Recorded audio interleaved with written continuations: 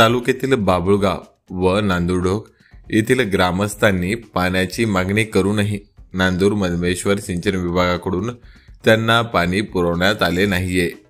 सध्या आवर्तन सुरू असून या आवर्तनात तातडीने पाणी पुरवठा करावा अशी मागणी करत ग्रामस्थांनी गुरुवार रोजीपासून उपोषणाला सुरुवात केली आहे। यावेळी माजी नगराध्यक्ष डॉक्टर दिनेश परदेशी यांनीही उपोषणस्थळी भेट दिली। यावेळी डॉक्टर परदेशी यांनी अधिकाऱ्यांशी संपर्क साधत शेतकऱ्यांच्या समस्या सोडवण्याबाबत चर्चाही केली।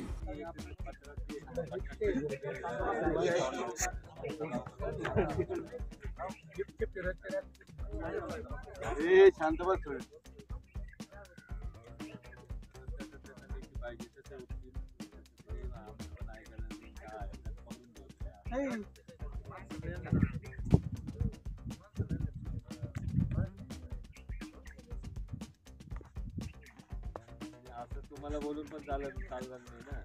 असं बोलून कसं चाललं तर कॅनल झालेला आहे, हे झालेलं आहे।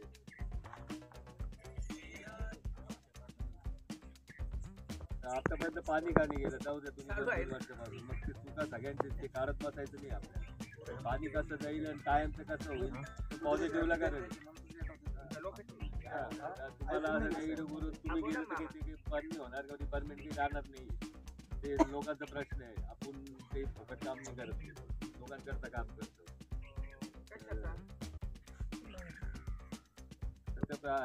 याच्या पहिले पण त्यांना जे आहे त्यांचे जे मागणे आहे त्यांनी सगळे केलेले आहे। तुम्हाला पण फक्त नोटिशन पुरतं ते बोलून चालणार नाही। कायमचा प्रॉब्लेम मिटवणार तर त्यांचं लिमिटेशन जेई चेंजिंगचं लिमिटेशन असतं।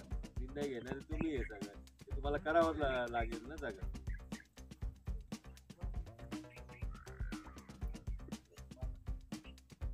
नाही ते 100% त्यांचं म्हणणंच नाही आहे ना। 30%, 40%, 50% असं ते त्यांना पाहिजे। 4 दिवस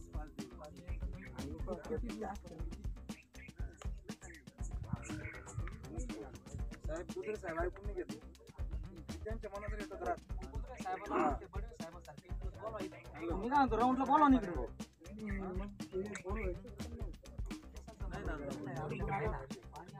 बरं का? असे प्रॅक्टिकली हिडत नाही, फक्त सांगा ते पाणी पोहोचलं एवढं 1 टीएमसी पाणी भरपूर झालं।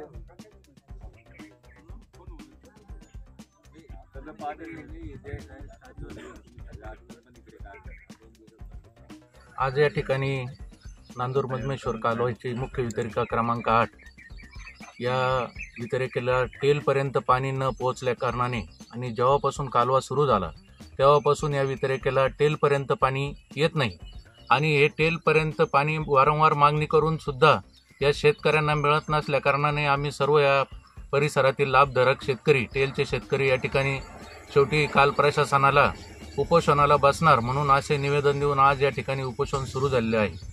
हे उपोषण करण्याचं कारण असं की जेव्हापासून कालव्याला पाणी आलं तेव्हापासून या चारीची जर लांबी बघितली ते 18 ते 19 किलोमीटर आहे।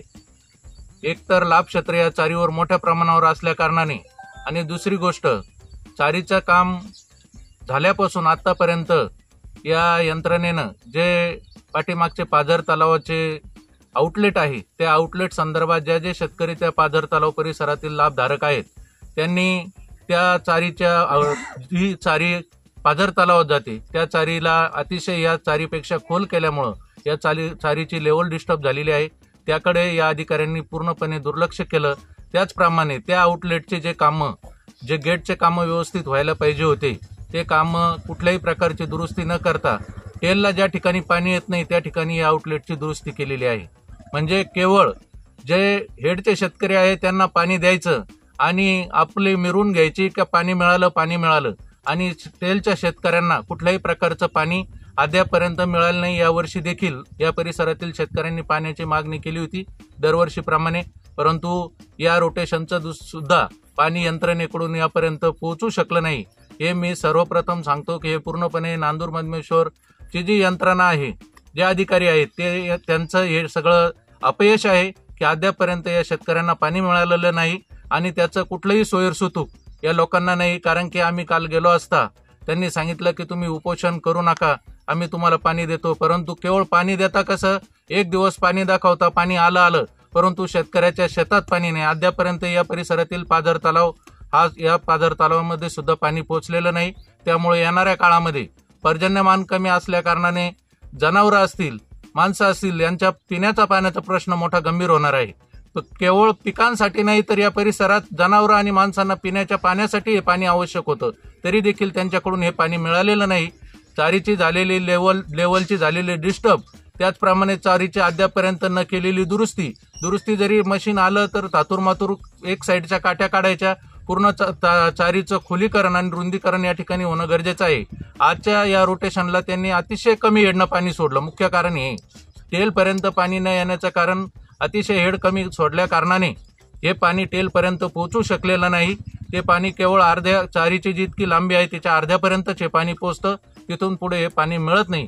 त्यामुळे प्रशासनाला एक कळकळीची विनंती आहे की चालू असलेलं रोटेशन, आमच्या पुढच्या मागण्या ज्या आहेत त्यासाठी आम्ही आंदोलन करणारच आहोत, परंतु या परिस्थितीमध्ये हे चालू रोटेशन आम्हाला या टेलपर्यंत मिळणं गरजेचं आहे. त्यानं मिळाल्यास याहीपेक्षा उग्र स्वरूपाचं आंदोलन परिसरातील शेतकरी करतील, याची प्रशासनाने नोंद घ्यायची आहे.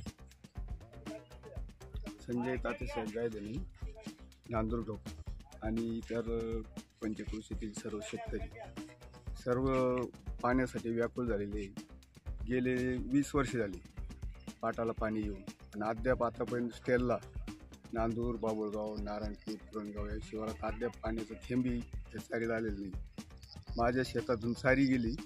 मी आतापर्यंत या चारीच्या भरोश्यावर काहीतरी बागायती क्षेत्र उभं करण्याचा प्रयत्न केला, विहीर खांदली शेतात, पण आतापर्यंत कुठल्याही प्रकारचं पाणी अद्याप स्टेलपर्यंत आलेलं नसल्यामुळं माझी जमीन आतापर्यंत नापीकच राहत गेली. मी वेळोवेळी पाण्यासाठी पाण्याच्या भविष्यावर काहीतरी पिकं करू, कपाशी करू, मका करू, कुठे कांद्याची लागवड करू, पण कुठलंही पाणी न आल्यामुळं कुठलंही पीक मला घेता नाही आलं.